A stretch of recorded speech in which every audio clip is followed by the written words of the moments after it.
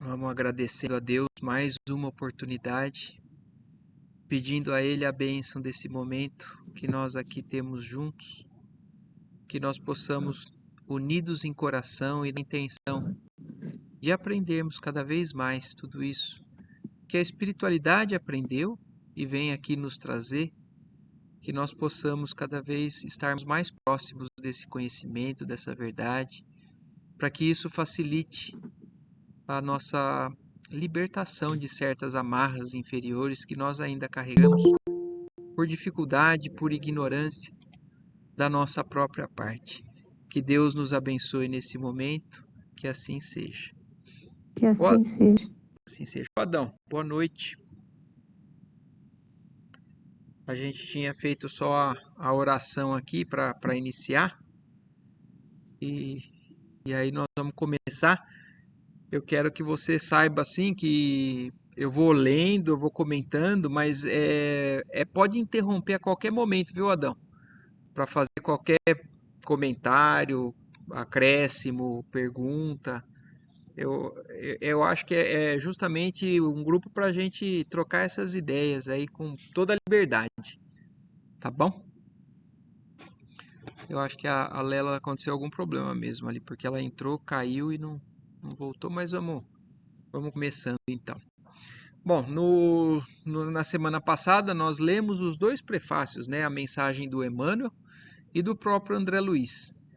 E como eu falei, é um livro marcante para a humanidade em relação à vida no mundo espiritual, porque apesar da gente saber sobre informações da vida depois da morte, nunca foi com tantos detalhes, né? Então, o relato com detalhes que o André Luiz nos traz aí desde esse primeiro capítulo, né? Na verdade, esse primeiro capítulo ele fala sobre as zonas inferiores que ele passou.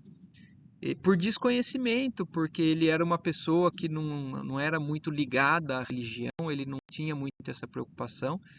Ele era uma pessoa bem realizada na profissão dele, e então ele levava a vida como um materialista qualquer, né? Procurando fazer tudo aquilo que ele achava que era importante para ele, para satisfação pessoal dele e da própria família, e não se preocupou muito e chegou a hora dele. E é legal disso, né? Porque ele nos traz relatos muito bem descritos. E eu quero frisar o que foi comentado no prefácio, porque o Emmanuel mesmo fala, né? Muitos darão um pouco de risada com alguns relatos que a gente vê aqui, achando que é exagero, achando que não é verdade exatamente desse jeito, mas ele falou, é natural que a gente não concorde com aquilo que a gente não entende, né? Mas para aqueles que já estão muito habituados e acostumados, isso se torna trivial, da mesma maneira que o próprio avião, que a gente vê hoje, que uma construção do peso de um avião pode voar. E se você falasse isso antes para uma pessoa que nunca viu alguma coisa dessa voar, iria achar um absurdo, uma coisa improvável de acontecer. E a mesma coisa que o Emmanuel nos alerta, fala assim, vocês vão ver um livro com uma descrição exatamente como é, mas é natural que vocês em alguns momentos não concordem, discordem, e isso também faz parte do espírito crítico que nós temos que ser. Não tem nada de errado nisso, mas que com o tempo isso vai ficando cada vez mais bem explicado. Nós temos explicações para isso, até na própria codificação, né? O Allan Kardec, no livro dos médiuns, o livro dos espíritos, nos descreve com detalhes o porquê que acontecem essas coisas. Mas vamos lá. Vamos então no primeiro capítulo. Que Deus abençoe realmente essa nossa empreitada em estudar o livro Nosso Lar e que a gente consiga atingir pelo menos um pouco do que o André Luiz quis através dessa obra nos trazer.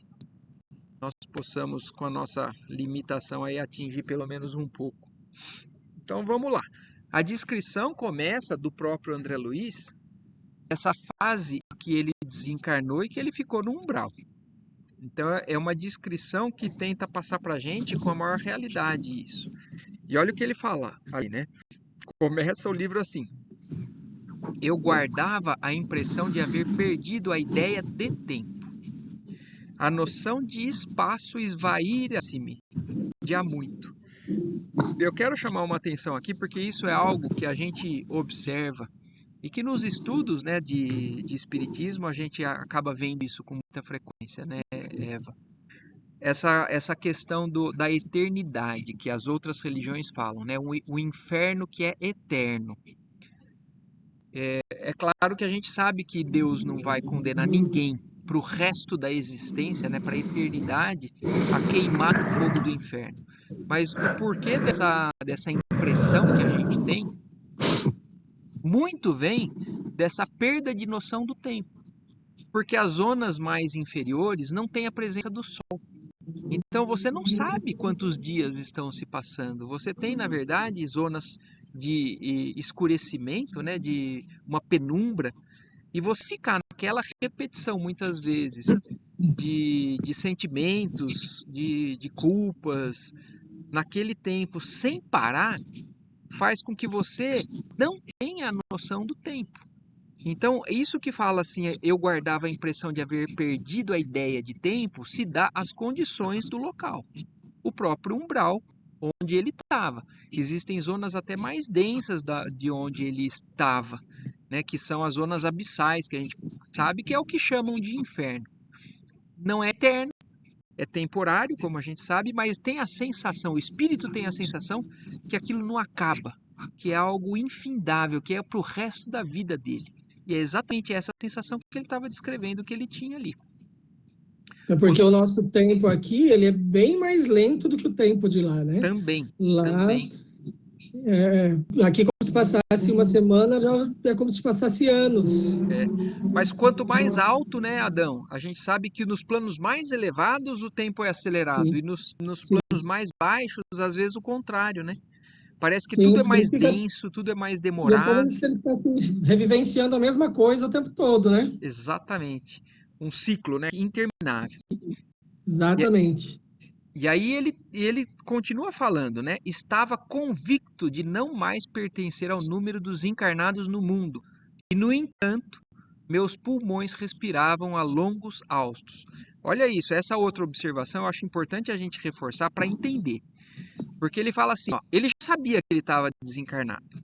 Porque muitos acabam estando desencarnados sem ter essa percepção, né? Quantas vezes a gente lida em trabalho mediúnico de espírito que não sabe o que está acontecendo com ele. Mas no caso do André Luiz, sim, ele já sabia. Ele já tinha convicção que ele já tinha morrido. Mas ele estava chamando a atenção para a gente que, apesar disso, ele sentia o pulmão dele encher de ar e esvaziar. Então, a sensação da respiração para ele era a mesma, exatamente a mesma. E como isso é possível se a gente não tem mais o corpo material, né? É esse um dos detalhes que Emmanuel nos chama a atenção no prefácio. Sobre coisas que a gente vai ler e fala assim, poxa vida, acho que isso é forçação de barra, né? Não tem mais pulmão, o espírito tem pulmão.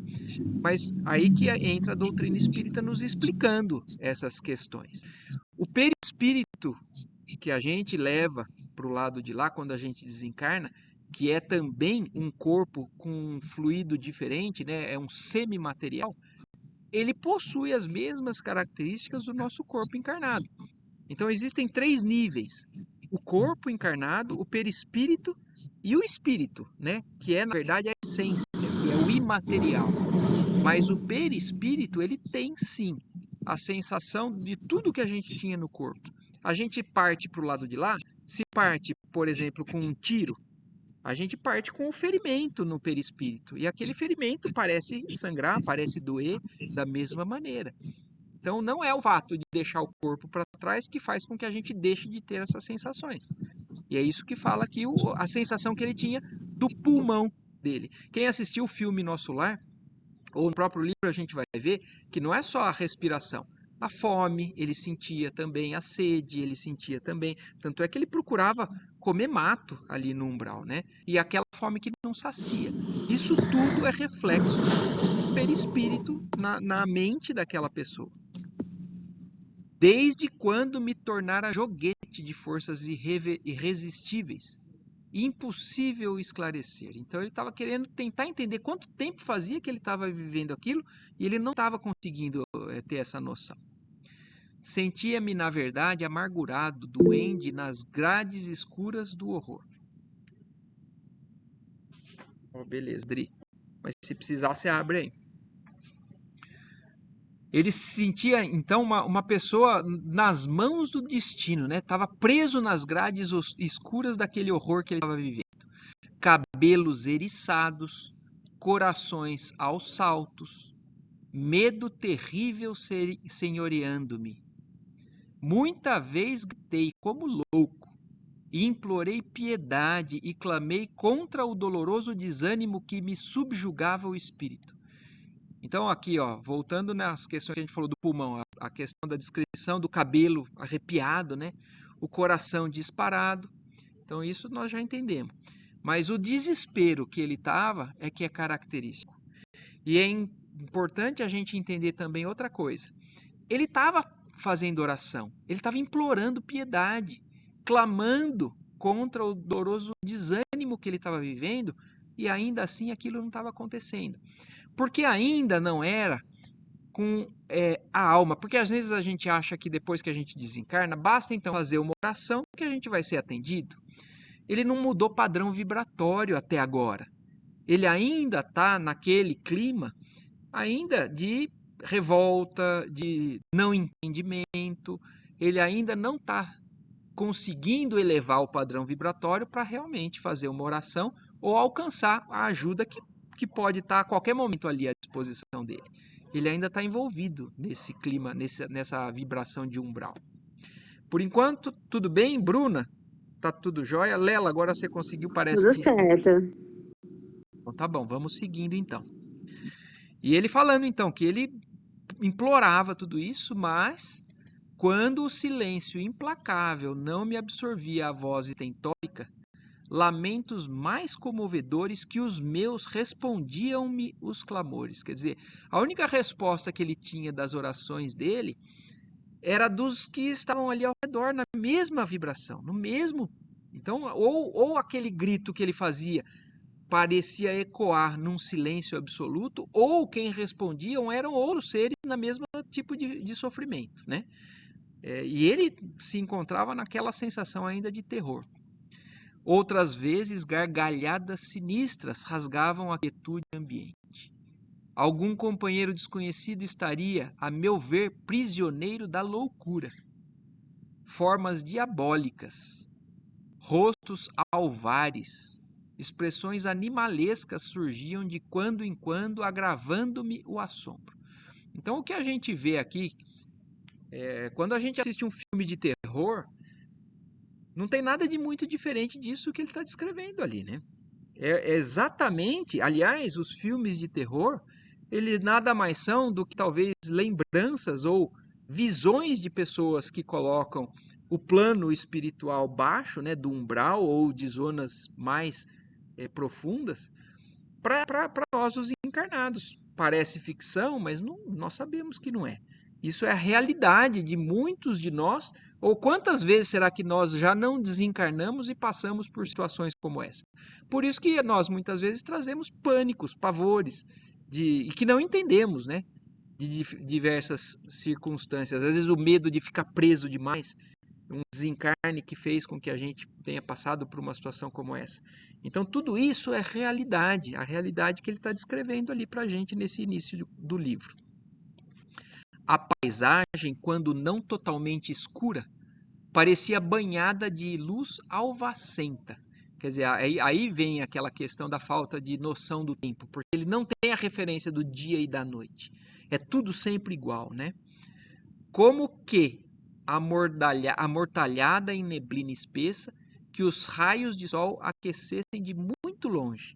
Então ele tinha até a sensação de raio do sol, mas muito distante. Não conseguia distinguir claramente isso, né?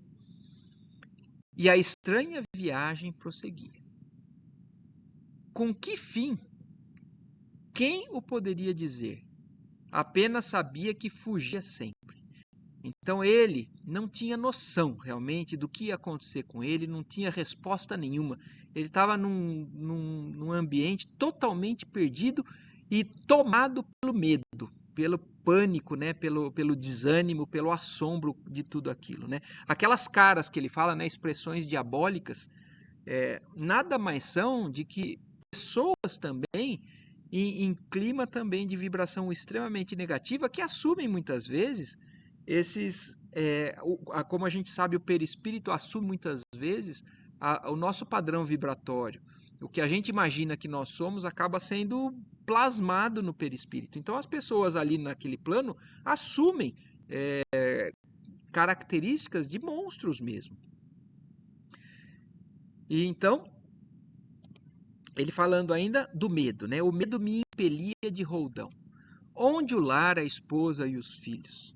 Perdera toda a noção de rumo. O receio do ignoto e o pavor da treva absorviam-me todas as faculdades de raciocínio. Quer dizer, ele estava com pavor daquilo que ele estava vivendo, só que ao mesmo tempo ele estava preso nesse tipo de pensamento, nesse pânico, né? Então ele não conseguia nem raciocinar. Logo que me desprendera dos últimos laços físicos em pleno sepulcro. Então ele falando que isso aconteceu desde a hora que ele desencarnou. Ele passou por um problema, né? Desencarnou e dali para em diante ele entrou nesse clima e foi vivendo nisso indefinidamente. Ele não está com noção desse tempo. Mas no próprio livro nós vamos ver um pouquinho mais para frente que ele passou 8 anos nessas condições.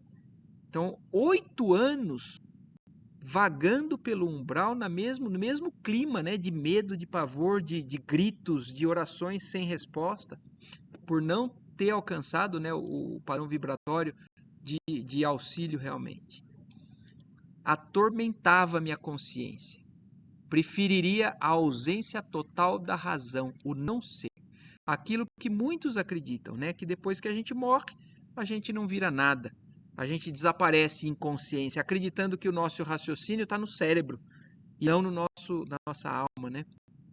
Então ele preferia, na verdade, que fosse assim, que ele tivesse desaparecido do nada, não existido mais. Mas não é assim. De início, as lágrimas lavavam-me incessantemente o rosto e apenas, em minutos raros, felicitava-me a bênção do sono. Quer dizer, nem dormir direito ele conseguia. E quando ele conseguia, ele encarava aquilo como uma bênção mesmo, né? Um período de um breve descanso que ele conseguia ter no meio de toda aquela sensação de umbral. Interrompia-se, porém, bruscamente a sensação de alívio. Seres monstruosos acordavam-me, irônicos. Era imprescindível fugir deles. Então, é a descrição de viver um filme de terror. É um pesadelo que muitas vezes a gente tem, né, aqui dormindo, sem fim. Parece que é mergulhar num pesadelo que não acaba mais. Reconhecia agora a esfera diferente a erguer-se da poalha do mundo e, todavia, era tarde. Pensamentos angustiosos atritavam-me o cérebro. Mal delineava projetos de solução e incidentes numerosos impeliam-me a considerações estonteantes. Então agora aqui, depois de todo esse ciclo, né, de não conseguir sair daquele pavor, ele estava agora começando a ter algum tipo de raciocínio, né? Ele estava começando a entender que não existia o nada, que ele tinha que lidar com essa situação, mas ele ainda não conseguia nenhum tipo de solução. Ele pensava, ele se arrependia, mas cada vez que ele tentava, alguma coisa acontecia lá com relação a esses monstros que apareciam constantemente para ele, que tiravam dele dessa forma de raciocínio. Em momento algum o problema religioso surgiu tão profundo a meus olhos. Então olha a consciência que ele está começando a tomar, né? Que na Terra ele não deu a devida atenção à questão religiosa. Mas agora ele estava começando a reconhecer que agora isso era mais importante do que tudo. E aí ele reforça isso falando, ó, os princípios puramente filosóficos, políticos e científicos figuravam-se-me agora extremamente secundários para a vida humana.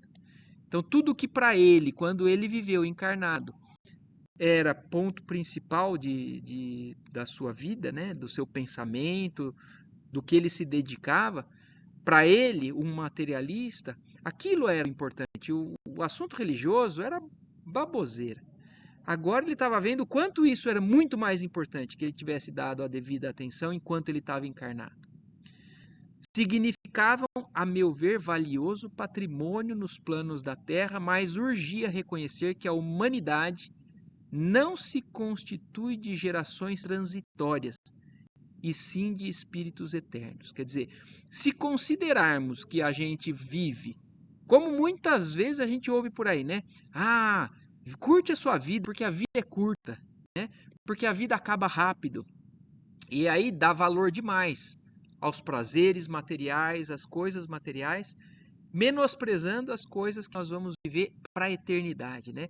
E agora é o que ele está falando. Se nós reconhecêssemos a Terra como gerações transitórias, né, que acabam, vivem um curto espaço de tempo e acabam, tudo bem. Aí esse tipo de pensamento seria talvez válido, né? Mas não. A Terra é habitada por seres eternos, espíritos eternos. Então tudo que a gente faz aqui, a gente vai continuar sofrendo as consequências do lado de lá, não tem. O limite da a transição da morte é só uma mudança de estágio vibratório. Então isso ele estava começando a reconhecer agora. Tarde demais, né? Mas ele estava começando a tomar consciência disso. Verificava que alguma coisa permanece ainda de toda a cogitação meramente intelectual. Então ele estava começando a perceber que não é só o que a inteligência abraça aqui na nossa vida é que é importante. E olha o que ele fala, né? Na sequência, esse algo é a fé. Manifestação divina ao homem. Semelhante análise surgia, contudo, tardiamente. Então ele estava plenamente consciente o quão tarde ele tinha tomado consciência disso. Agora ele conseguiu enxergar o quanto realmente essa essência divina, né, que é a fé, esse algo, né, como ele fala, que é a manifestação divina no homem, é a fé, é algo que está acima da intelectualidade, da inteligência. Mas agora, tarde demais, ele estava começando a se dar conta disso. De fato, conhecia as letras do Velho Testamento e muita vez folheara o Evangelho. Entretanto, era forçoso reconhecer que nunca procurara as letras sagradas com a luz do coração. Ele manuseava aquilo como um curioso, como uma pessoa que fala assim, então as pessoas estão dizendo que eu tenho que ter uma religião, então deixa eu folhear isso daqui, né? Totalmente sem profundidade nenhuma, sem colocar sentimento nenhum, sem perceber a grandiosidade que é o Evangelho. Aliás, é exatamente isso que falou no primeiro capítulo dos Mensageiros, na semana passada. Não sei se vocês lembram quem estava. Que aquilo que a Narcisa fala, né? Que para aqueles que olham o Evangelho somente com cálculos e raciocínios, o Evangelho parece como se fosse nada mais. Nada demais, né? Como se fosse um repositório de ensinamentos comuns. Agora, à medida que a gente vai crescendo, que a gente vai se aprofundando, que a gente vai colocando sentimento nas palavras de Jesus, a gente vai vendo o quanto aquilo tem luz, o quão grandioso é aquilo, mas que antes a gente não percebia. E é exatamente o que o André Luiz está descrevendo. Ele folheava encarnado, né, a Bíblia, o Evangelho e até o Velho Testamento, ele diz que conheciam algumas passagens, mas extremamente superficial, achando que aquilo não era tão importante quanto a realização profissional dele, os gozos dos prazeres materiais e de tudo que ele buscava. Identificava-as através da crítica de escritores menos afeitos ao sentimento e à consciência, ou em pleno desacordo com as verdades essenciais. Quer dizer, ele está deixando aqui claro, inclusive, que ele lia aquilo até para criticar, até achando que tudo aquilo não fazia sentido. Ele mesmo discordava de tudo aquilo que ele lia naquele evangelho. Noutras ocasiões, interpretava-as com o sacerdócio organizado, sem sair jamais do círculo de contradições. onde estacionara voluntariamente. Quer dizer, ele só achava contradição no evangelho, achava que não tinha sentido tudo aquilo, que o próprio sacerdócio, né, as pessoas, o padre, ou seja lá quem que ele seguia, achava que tudo aquilo realmente era sem fundamento nenhum, ele como um cientista, né? Ele como uma pessoa que nós sabemos que André Luiz foi um médico de renome aqui na Terra.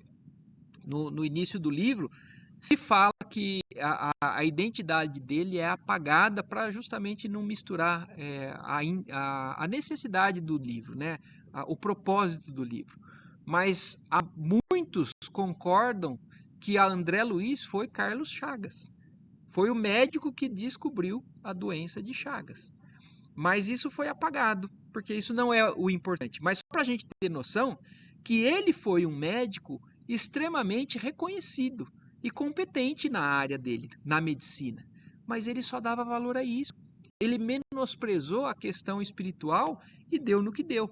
Está vivendo, está descrevendo o início da sua jornada depois do desencarne nesse pesadelo aí que ele está falando. Tudo bem por aqui? Todo mundo?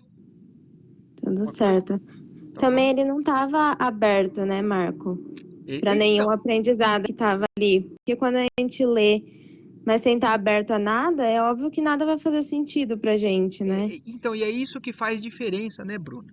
É isso que Claro. mostra o porquê que ele não estava alcançando nenhum tipo de auxílio, porque ele ainda fazia as orações fechado. Ele fazia Uhum, querendo ainda que Deus resolvesse o problema dele, mas ele não estava se abrindo para Deus.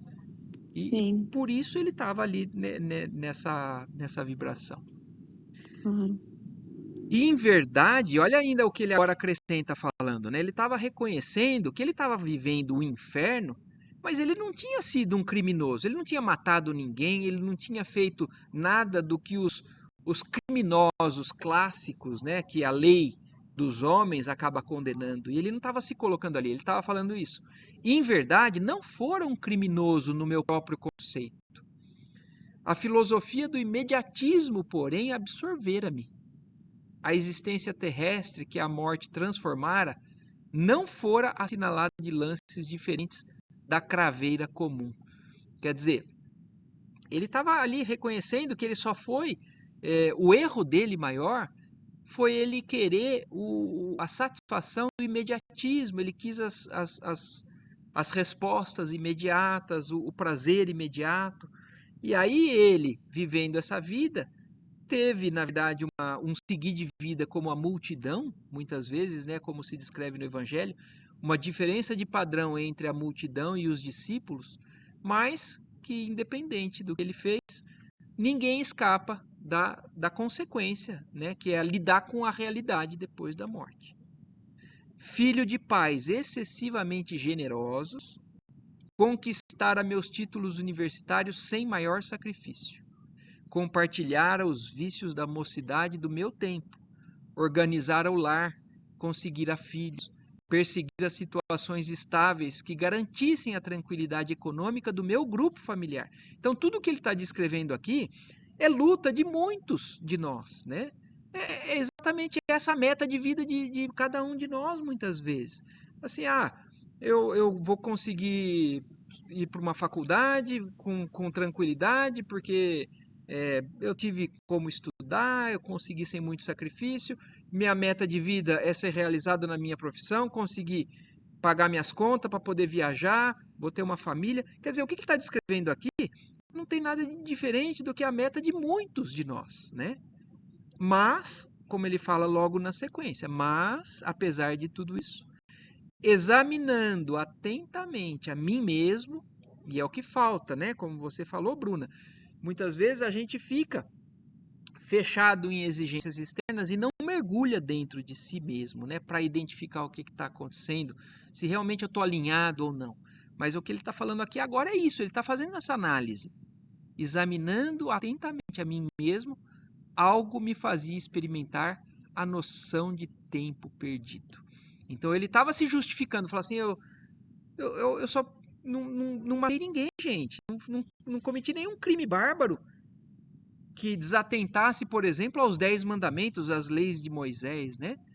Mas ele tinha essa noção que ele tinha feito coisas banais, mas dentro dele, a consciência dele fazia ele entender que ele tinha perdido o tempo de maneira a não se concentrar no que era essencial, com a silenciosa acusação da consciência. É isso que dizem que, na verdade, é o nosso tribunal, né? Não existe ninguém lá do lado de lá que vai nos acusar de nada. É a nossa própria consciência. Então, é a única coisa que faz com que a gente consiga subir ou descer. Porque aquilo que a gente faz dá sentimento de culpa. Aquilo que a gente perde de oportunidade, também a gente tem um dia a cobrança disso, né? Fala assim, os recursos foram dados, o que eu fiz disso? Meu Deus! E aí é o que ele estava começando a ter noção. Habitar a terra, gozar ali os bens, colhera as bênçãos da vida, mas não lhe retribuíra ceitil do débito enorme. Então ele estava vendo que ele só, na verdade, se aproveitou da terra e não retribuiu, né, a tudo que ele tinha conseguido. Tivera paz, cuja generosidade e sacrifícios por mim nunca avaliei, e esposa e filhos que prendera ferozmente nas teias rijas do meu egoísmo destruidor. Então ele agora estava começando a reconhecer aonde que ele tinha deslizado, né? Possuíra um lar que fechei a todos os que palmilhavam o deserto da angústia. Quer dizer, ele se fechava, ele vivia bem ali dentro, mas qualquer um que passasse ali precisando de auxílio, qualquer irmão que cruzasse o caminho dele, não tinha acesso a esse auxílio que ele tinha ali, que ele tinha conseguido de conforto dentro da sua própria casa. Deliciara-me com os júbilos da família, esquecido de estender a essa bênção divina a imensa família humana. Surdo a comezinhos deveres de fraternidade. Quer dizer, ele não praticava a caridade de maneira alguma. Ele vivia exclusivamente para a satisfação pessoal, né, dele próprio e da família, que é o círculo mais íntimo, né, das suas realizações. E se esqueceu de fazer algo em prol da irmandade, né, que é a nossa humanidade, de viver a fraternidade legítima, que é estender esse auxílio, né, que a gente está vendo também no início ali do Mensageiros, que é o servir, fazer o bem, né, pelo prazer de levar o benefício ao outro, né? Simplesmente por isso. Você querer ver o outro bem, é esse o motivo da nossa evolução, né? É esse o estágio que a gente um dia espera chegar. Enfim, como a flor de estufa, não suportava agora os climas das realidades eternas. Eu gosto muito desse termo porque isso me faz entender muito realmente do que a gente faz com relação aos filhos muitas vezes, né? E o André Luiz estava reconhecendo isso. Ele teve tudo de facilidades por parte da família, dos pais, e ele, como não teve muitas dificuldades na vida, como uma flor de estufa, né? A comparação que ele faz. Uma flor de estufa é uma flor que é cultivada dentro de um ambiente ideal. Mas quando essa flor é tirada de fora da estufa, colocada na tempestade, nos ambientes, né, de sofrimento e tudo mais, ela não suporta. Ela acha que ela não consegue realmente sobreviver. E ela é mais frágil por isso. Porque a planta que cresce fora da estufa, que cresce no sol ardente, que cresce com estiagem, às vezes, de água, que cresce com tempestade, com vento forte e tudo mais, o tronco dessa plantinha, dessa flor, fica cada vez mais resistente e consegue suportar com mais facilidade as dificuldades que vão enfrentar no mundo, na vida. E ele estava se sentindo agora exatamente o contrário. Ele foi criado privado dessas dificuldades, né?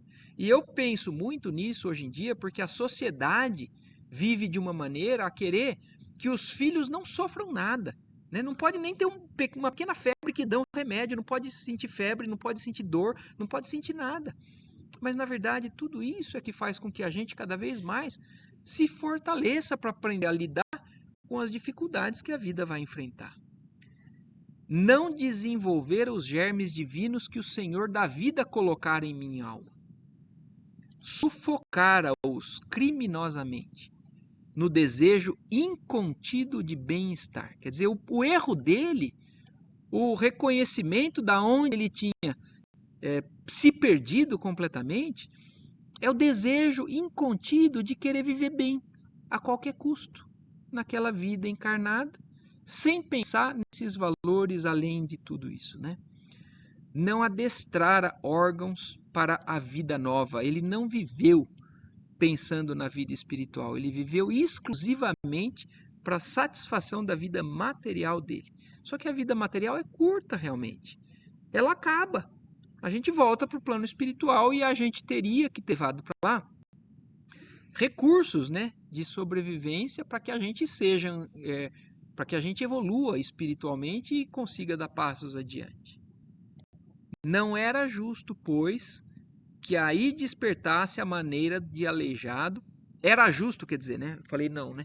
Era justo, pois, que aí despertasse a maneira de um aleijado que, restituído ao rio infinito da eternidade, não pudesse acompanhar senão compulsoriamente a carreira incessante das águas. Quer dizer, ele estava se sentindo uma pessoa que não sabia trocar os próprios passos. Ele não estimulou de maneira nenhuma a fortaleza espiritual dele, então por isso ele não tinha recursos para se movimentar nesse mundo espiritual. Ele desenvolveu demais os recursos materiais, mas espiritualmente ele estava se sentindo levado pela correnteza. Ele não tinha como sair dali sozinho. Ou, ele falou, né? Ele se sentia como primeiro ele se comparou a um aleijado, né? E agora, ou como um mendigo infeliz, que exausto em pleno deserto perambula à mercê de impetuosos tufões. Quer dizer, a pessoa que realmente não desenvolveu, não aprendeu a sobreviver às tempestades, né, espirituais ou às realidades do mundo espiritual, não consegue fazer nada por conta própria, não consegue fazer sozinho. Um dia nós dependemos do auxílio externo, né? Nós dependemos da providência divina, da espiritualidade que está acima de nós, mas no livro Os Mensageiros nós vimos da parte que nos cabe para que isso se concretize. Mas é que no momento ali o André Luiz estava vendo que ele estava totalmente impotente com relação a isso. Ele não estava totalmente impotente porque aí depende do que a Bruna acabou de falar para a gente. A questão de ele abrir pelo menos uma brecha para entrar essa luz divina e conseguir agir de alguma forma nele. É que no momento ele está fechado completamente, ele está uma casca dura ao redor dele. E aí ele termina, nós já estamos no finzinho desse primeiro capítulo, que eu acho que na verdade já tem recurso para uma semana inteira, né, da gente ficar pensando sobre isso tudo que ele está falando. Mas olha como ele termina nessa crise de consciência dele, né? Essa impotência, essa sensação de tempo perdido. Ele faz um apelo a todos nós que estamos ainda aqui encarnados, né? Porque um dia nós vamos estar lá, na situação dele. Mas ele, de posse disso, que ele tomou consciência, ele faz um apelo nesse último parágrafo, que é uma coisa maravilhosa, na verdade, né? Ele fala assim, ó, amigos da terra, quantos de vós podereis evitar o caminho da amargura com o preparo dos campos interiores do coração? Quer dizer, nós estamos aqui com os recursos que nos cabem para a gente conseguir fazer esse desenvolvimento necessário para ir para o lado de lá. Mas então, e ele falou isso, quantos de vós estão aí com essas condições, né? Com a capacidade de poder evitar tanta amargura que ele está vivendo ali. E aí, por isso, ele ainda conclui. Ele primeiro faz uma pergunta, né, para que a gente pense, né? Será que nós realmente não temos essa capacidade de fazer isso agora? E aí ele nos dá a dica, né, de como fazer. Acendei vossas luzes antes de atravessar a grande sombra. Quer dizer, o momento da gente fazer com que o que é necessário ser feito de iluminação interna é agora. É antes de atravessar a grande sombra, porque a morte é como ele chama, a passagem pelo umbral é a travessia da grande sombra. Buscai a verdade antes que a verdade vos surpreenda. Suai agora para não chorardes depois. Então, esse apelo, né, que ele faz, esse convite que ele faz a nós, eu acho que é o roteiro do que a gente está fazendo aqui, né? A busca que nós estamos fazendo aqui sentados esse domingo à noite, começando o estudo desse livro, né? Dessa obra que é fantástica. Nós vamos ver que cada capítulo é uma semana, parece que, de instrução realmente que a gente vai ter para o resto da semana, mas na verdade é um compêndio de instruções, de informações que vão sendo acrescentadas à nossa alma para que a gente não seja surpreendido, como ele fala, né? Pela verdade quando a gente tiver chegado num ponto que seja tarde demais, né? E ao que ele fala, né, no finalzinho me chamou muita atenção. Suai agora. Quer dizer, a gente de alguma forma a gente vai evoluir. O Chico falava isso, né, que nós temos duas maneiras de evoluir, né? É sempre através da água, né? Ou pelo suor ou pelas lágrimas. Então, que a gente utilize o suor, né? O nosso trabalho constante, né? Porque não é fácil, é um trabalho árduo, a gente sabe disso. Mas que a gente aproveite para suar agora, para não precisar chorar tanto depois. Às vezes a gente está aqui na Terra chorando também, né? Em lágrimas, mas por alguma coisa que nós fizemos no passado, mas que a gente aproveite, que a gente ouça isso que o André Luiz está pedindo para a gente, que é a oportunidade que nós temos de realmente alcançar esse desdobramento espiritual aqui encarnado, para que a gente tenha condições de, quando encerrar essa nossa fase, né, essa nossa encarnação, a gente não seja surpreendido pelo tempo perdido, né, que a gente teve, pelas oportunidades perdidas, pelos recursos que nós temos nas nossas vidas para fazer esse crescimento espiritual. E assim se encerra esse primeiro capítulo, né, como uma bênção para nós, né? Eu não sei se alguém quer fazer algum comentário, algum acréscimo aí em relação a tudo que a gente leu agora.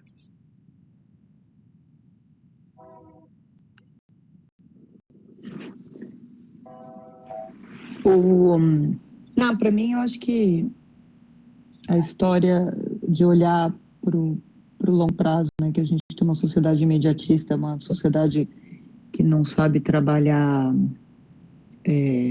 preventivamente, né? A gente é reativo.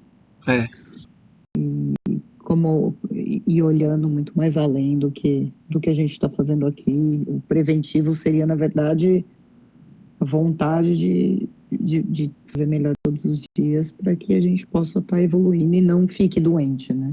E não tenha que reagir contra a doença. Enfim, não sei. Um pouco da analogia da alopatia e homeopatia, que eu acho que todo mundo acaba indo para alopatia, poucos vão para homeopatia, né? É verdade, exatamente isso, né? Todo mundo quer algo imediato, né? E que tem consequências para o nosso corpo, muitas vezes, comparando com a questão do remédio, é isso mesmo. Ao passo que a homeopatia vai devagarinho preparando o nosso corpo para reagir por conta própria aos problemas que vão surgir, né? É bem isso mesmo. O restante, Bruna, Adão, Eva, Adriana. Tranquilo. Tá bom. Muito bom. Bom mesmo. Então tá ótimo. Então que Deus abençoe esse início da nossa nova jornada aí no livro. Que estejamos aí dispostos a cada semana uma nova renovação aí. Boa noite para todos, viu? Boa Obrigado. noite, Marco. Boa Obrigada. noite. Boa Boa noite. semana para todo mundo. Obrigada. Boa Boa semana. semana para todo mundo. Beijo.